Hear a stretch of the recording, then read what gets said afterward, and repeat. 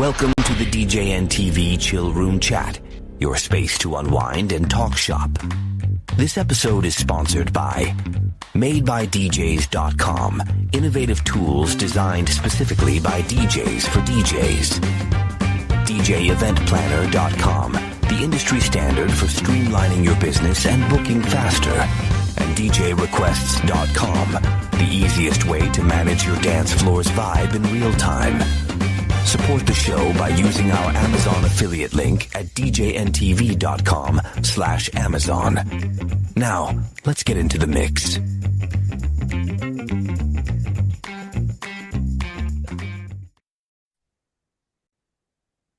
Hey, welcome to Hanging on Monday Nights. We're hanging. We've got Buddy, and we've got Jay, and we've got John, and we've got Damon, and me. I'm Brandon in Milwaukee. So before I came on the show, just it's not the topic of the show tonight, but before I came on the show, I was just really enjoying Gen Z discovering Prince all over YouTube. It's kind of neat. They're digging into his catalog. And one gentleman had said, I couldn't figure out why this artist had eluded me, like from this era, because I'm familiar with Michael Jackson, I'm familiar with, Beatles, I'm familiar with, these big artists, but not Prince. And he said, I guess from what I'm reading, he wasn't exactly institutionalized, and he wasn't necessarily licensing his songs to TV and movies. So we really didn't hear him out in the wild. So we kind of got to dig and find this stuff. That's kind of cool. They're actually doing that. I thought that was neat. Made me happy. It's cool they're looking, but I think that statement's a little bit empty, isn't it? I don't believe so. He did 2 movies where he created the entire soundtrack. He did, but if you haven't seen the movie, you don't know. There's a lot of music that I think weren't they big, or do I just think they were big because I saw them? Oh, they were, but that was 3 generations ago, at least 3 generations ago. So, I mean, there's a lot of stuff that I'm not really familiar with from the 60s and the 50s.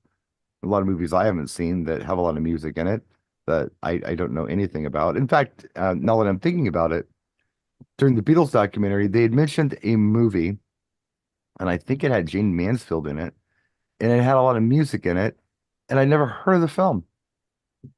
And that's where Beatles were discovering all of this music in this film, this American music. I don't recall what the film was. It was one of the first big color films, I guess, that they got over there, at any rate. Or maybe it was the first widescreen. I don't remember. But I'd never heard of the film. I guess it's a very famous film. Regardless. What I wanted to talk about tonight, I did a video today that's actually doing better than a lot of the other videos I've done lately on the subject of minimalist mobile DJ setups, where I talked about this picture that I posted on social media that a lot of people were asking about. How did you do that? It was really quite simple. It wasn't a lot to it. It was easy. I wonder if sometimes people confuse difficult setup with good setup. Just because it's easy doesn't necessarily mean it's not really good. So I thought maybe us as seasoned vets could share some ideas of what we do to minimalize our DJ setups, and maybe some tips we might have for anybody watching. Anybody feel me on that? I mean, Buddy does it. Buddy inspires me. Buddy does something that I've only done a couple times, and I'm going to do it again in like a week. And that is bring small column arrays to his mobile events, like the Evolve 50s. Or, I'm sorry, Maui 5 Go. Maui 5 Go.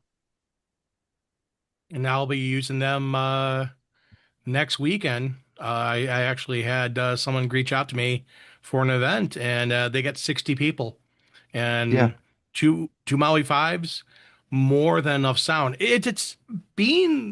I'm always a big fan of less is more. And again, it's a Chicago thing. It goes back to design of skyscrapers, and Van der Rohe, he's the one who coined that phrase of less is more. I see a lot of DJs out there, especially with the tube lights. They have like 12 tube lights. It's like, you want something impactful, like you have done, Brian, with lighting, guerrilla lighting at some events with some very cool lighting, very minimalistic lighting, but very impactful. I've And that tried. is the Yeah, thing of make it count. being going in light, going in with a cart, going with, a smaller speaker setup, two 8-inch or 10-inch tops for 50, 60 people to have nice music.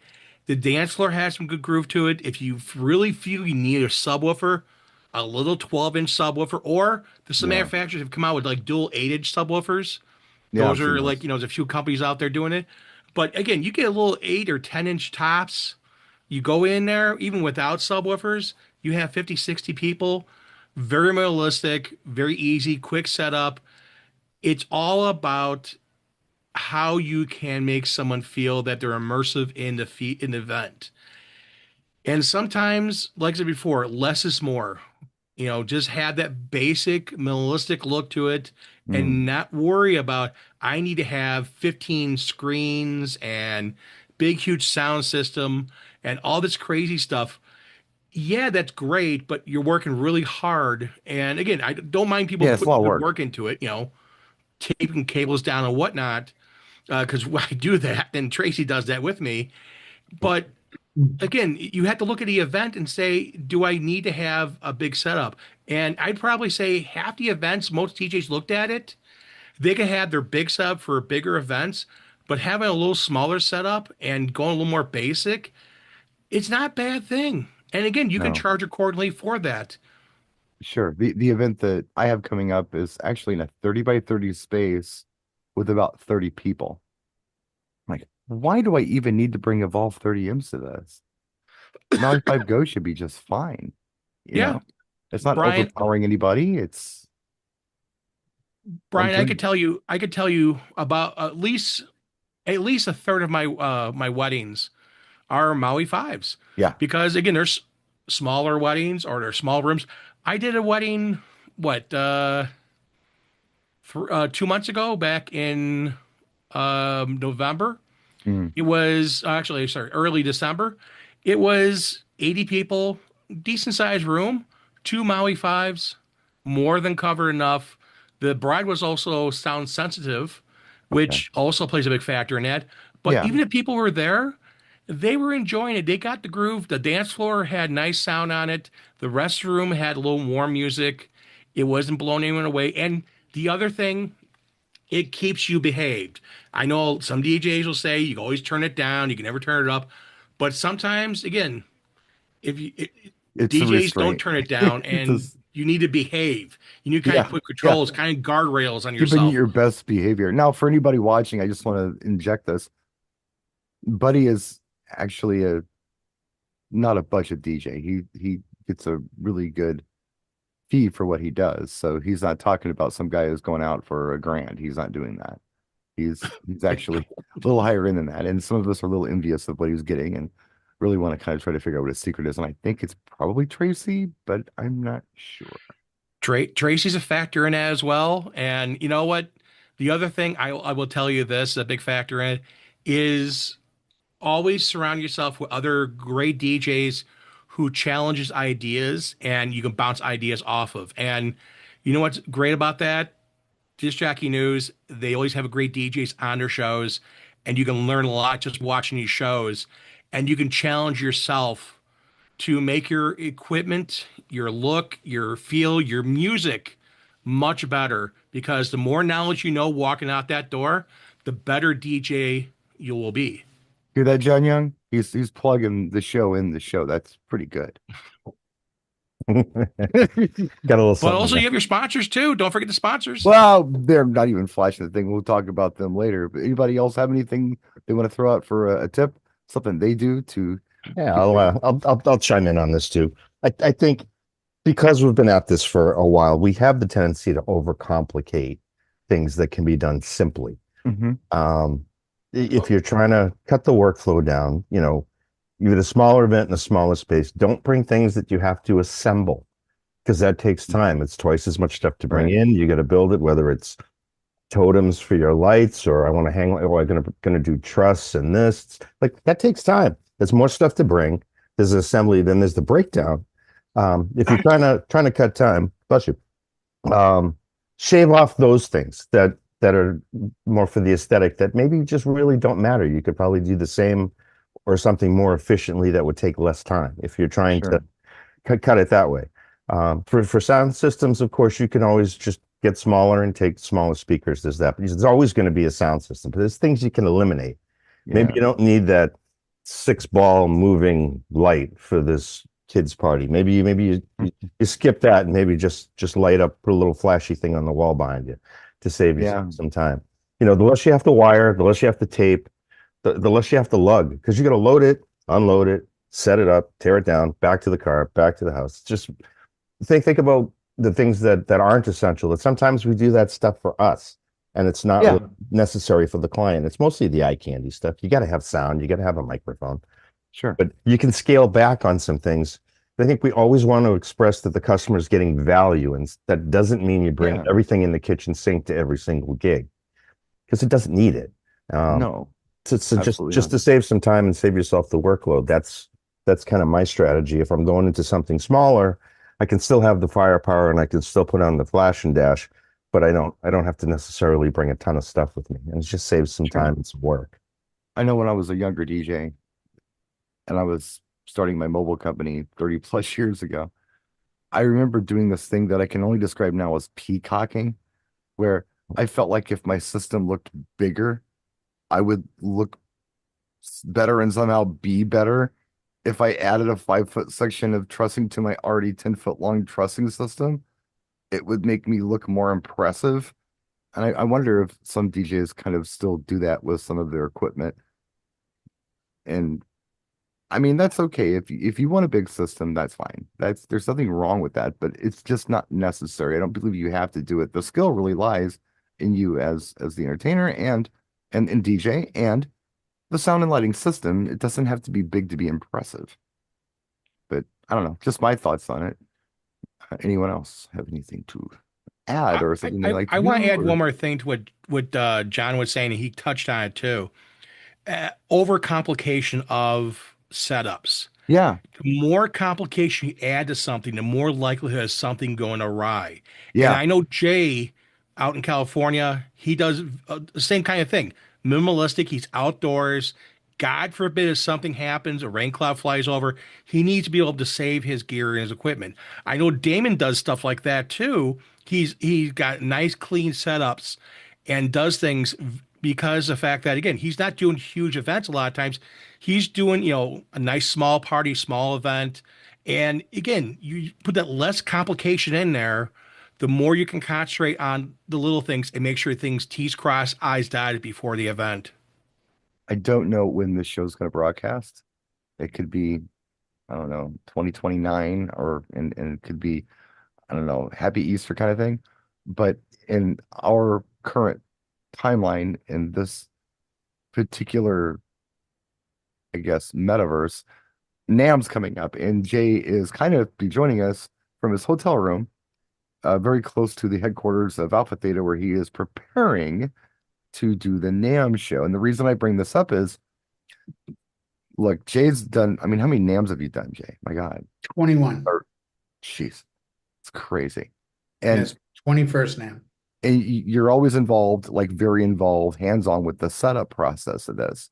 Yep. And this is not your basic computer controller set of speakers. There's a lot of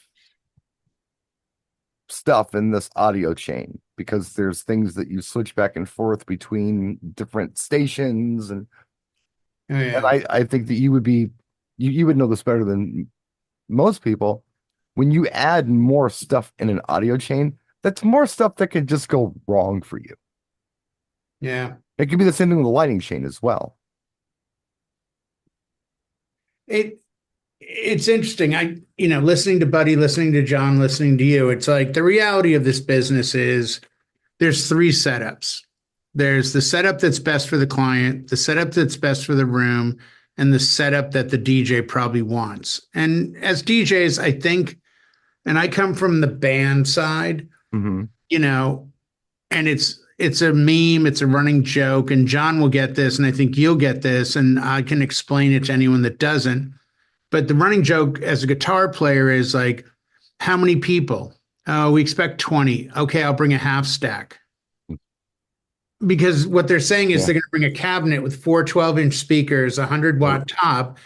And in the guitar world, 100-watt top would be the equivalent of, I don't know, 10 Evolve 50s, maybe. You got to consider that it's only pretty much producing highs and mids as well. It's not like it's bass sounds out of it. Just your ears bleed. It's bright as hell. Yeah. Right. But I've also noticed over time that guitar players and bands have this bad habit that I think some DJs have, which is I'm not comfortable with what I'm doing. So if I turn it up, it'll make up for the mistakes.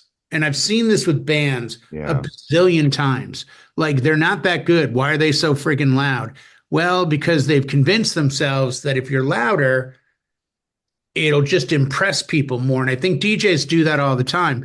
I live in both worlds. I mean, man, I wish I had a couple more lights. I wish I had a totem. I wish I had this. But the reality is, for what the client needs for tonight. Yeah. And what's going to serve the event, this is all I need. But I think we intuitively, as performers, artists, DJs, we always want a little bit of the wow factor. I mean, I agree with Buddy, the concept of less is more. I will also quote someone, the great Yngwie J. Malmsteen, that no, more is more. And there is a huge part of society that thinks if 2 lights is good, 4 lights is better, 8 lights is even better. Excuse me, and we see that all the time. With something like the NAMM show, and you guys know the extent of equipment that we manufacture. Well, I have been doing work last week and this week, and we have 36 stations, and each station is a 4-foot by 2-foot counter. So in a 60 by, I think, 30 booth, or 60 by 40, a biggie. You have 36 of those strewn throughout with equipment. Ooh. And again, it's because this is the wow show. We have a video wall that defies description. Yeah.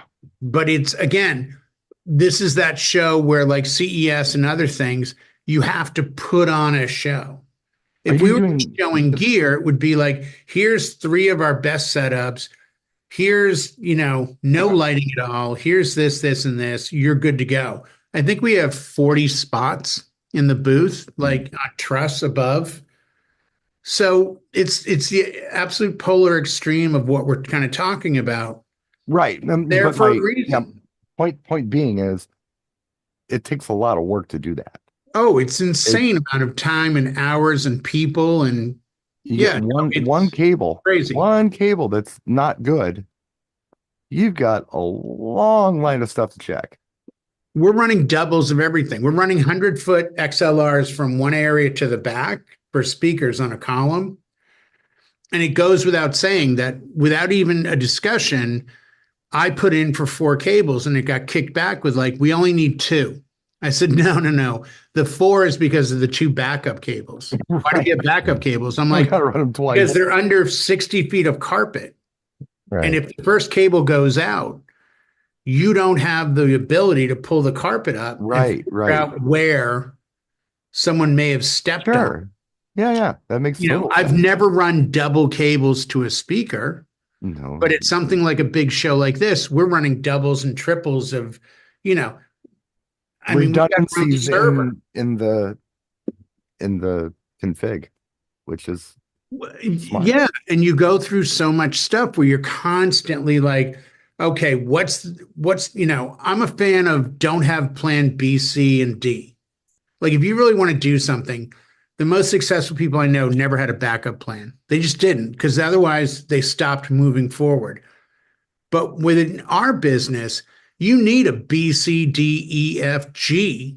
Yeah. Like, okay, what if this goes down? I have this. Well, what if that goes down? I have this. My attitude has always been 3, meaning if I have a controller go down, I have a backup.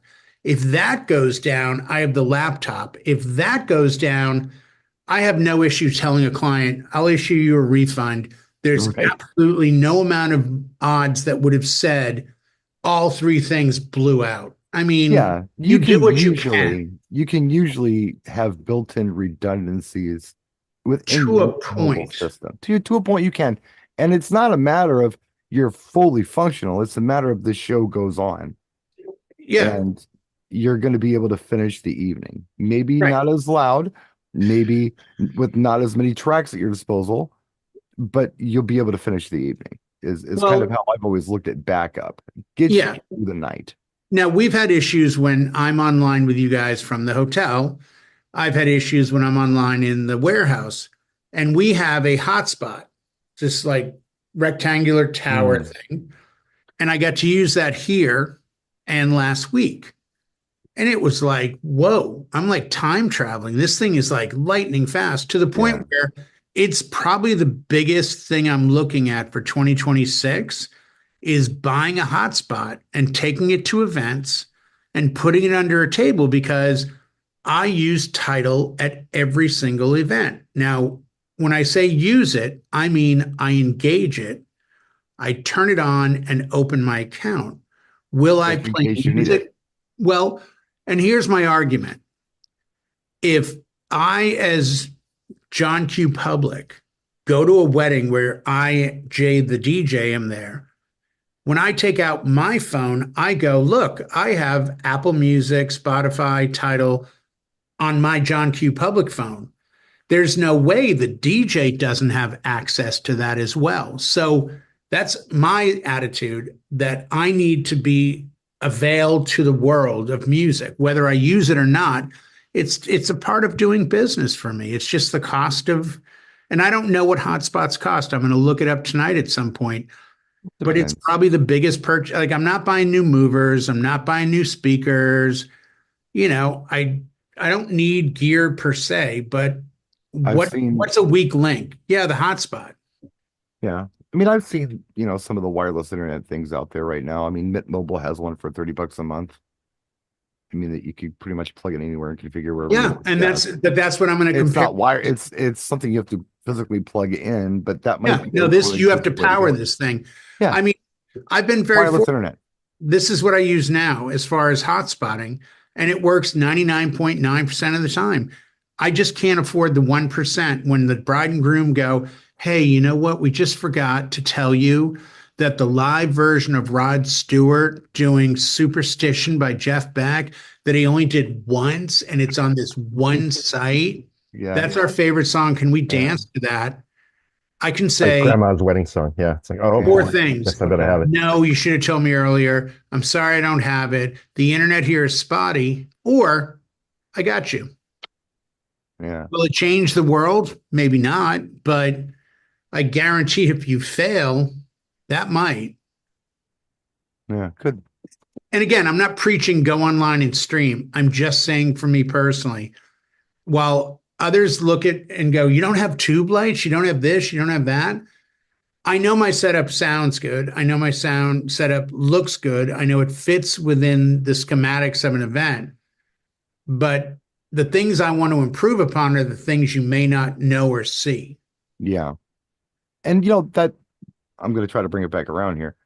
Also brings up another interesting point. The less you have to mess around with in an event, that's not necessarily going to be anything the client needs. It's something that's going to really improve their experience, but it's labor intensive. The more Right. time and energy you can put into other things, like what 100%. you're talking about. Being So present at the event, I think, is so much more important than. Did you guys see I reskinned my gear and I've got this new thing that my gear sits on and everything is white and yada, yada, yada. And that's great. I think it looks amazing, but aesthetics. maybe get back a little bit to, you've got a group of strangers in front of you that you may never see again, and you have one chance to make this the best night of their life. That's the focus, not did my moving head do this pattern? Did I have a smog machine that went up in a straight line against my friggin' sparklers and yada, yada, yada? There's a point where if you have too much on the show, you don't have enough behind it. There's something else I was thinking about, and we may have alluded to this on this show with some of the things that we've said, but I want to try to kind of right on the nose with it. Just because your setup isn't difficult to set up and isn't complex, it doesn't make you less of a DJ. Just because you've simplified things for yourself doesn't mean that somehow you're cheating the client or anything like that. No, unless you use consumer gear as a professional. right. Well, these there. things are not mutually exclusive, though. I mean, it can be an easier for you thing to set up and still be a fantastic product for the client and you. So, Damon, I say Don't use just an time. iPad. Just please use an actual controller, not just an iPad. I said it. It's great for backup, though. It's a great backup, but that's exactly where it lives. Yeah, I agree. Damon, do you have anything on this? Well, I mean, Ice cream. of course, ice cream. You know, everybody made some great points here. You know, of course, I'm the guy that plays all the music everybody hates, and I'm going to turn my sound all the way up to 12, not 11. I'm going to 12. Right. You know, you are. They'll dance. Yeah, exactly. Well, you want to talk minimalist? Yeah, I mean, Damon doesn't use lights. I have them. I just don't use them all the time. But you don't need them. it's a pain in the ass to set up too. Yeah, well, I mean, I have 2 gig bars, and you know, when I do take lights, that's what I use. I use either 1 gig bar or 2 gig bars, depending on the setup. But a lot of times you're not using any lights at all. Yeah, exactly. Because you don't need them. I don't need them. And your client or your audience doesn't need them either. Exactly. This past Thursday, I just did a party for a bunch of teachers and no lights. I did it with 2 QSC K8s. Yeah. You know, daytime little company party. Yeah, company party. It was great. 60 people, 2 K8s, adjusted the DPS on it, had plenty of bass. I was good to go. Yeah. So, yeah. I am a very minimalist person, but also at the same time I do take a lot of sound sometimes. It's okay to have redundancies. I'm not suggesting you're wrong if you do. I'm only suggesting that it's not necessary all the time. You knew when it was okay to bring K8. Yeah. You knew this. Right. You did it, and it was cool. Exactly. So, but yeah, just something I thought we'd throw out there to the universe and maybe give some people some ideas on some things that they could maybe do to make their life a little easier and maybe even make things a little better for your client ultimately. And give you a little more time to focus on the art of what we do instead of trying to peacock with the setup. Less is more. That's a good lesson from this. And more is more. James saying. As Buddy said earlier, yeah, we are sponsored for some strange reason by DJ Event Planner. So do have a look at DJ Event Planner down here in the description of this video on YouTube. Thank you, DJ Event Planner, right here, for being so kind and being one of our channel sponsors. Till now. Until tonight. Until tonight, we blew it. I don't know what we did, but I'm sure we did something. So thank you for watching. We will see you next time. Gentlemen, thank you for joining us tonight. That's it. Bye. All right. Turn the volume up to 12. All the way up. This one goes to 11. Yeah. Like Damon, he did it like this. He did it like that.